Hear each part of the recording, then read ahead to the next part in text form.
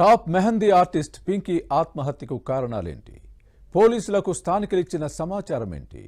ఏడాది క్రితం పెళ్లి చేసుకున్న పింకీకి వచ్చిన కష్టాలేంటి? ఆ కారణంగానే పింకీ సూసైడ్ చేసుకుందా?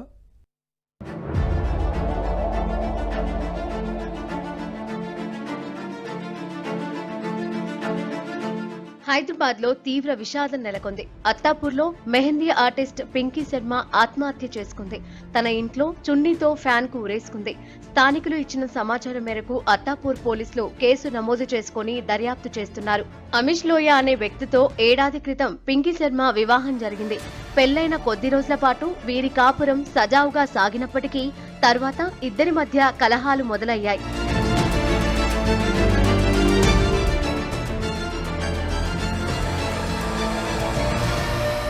అప్పట్నుంచి బయటకు వెళ్లేటప్పుడు పింకీ శర్మను ఇంట్లో పెట్టి తాళం వేసేవాడు.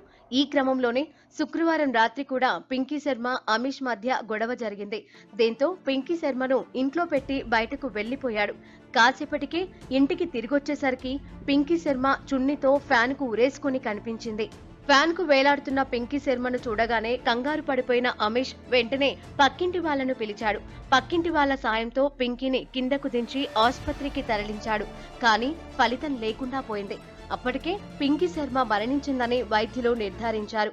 స్థానికుల సమాచారం మేరకు కేసు నమోదు చేసుకున్న పోలీసులు మృతదేహాన్ని పోస్టుమార్టం నిమిత్తం ఉస్మానియా ఆసుపత్రికి తరలించారు.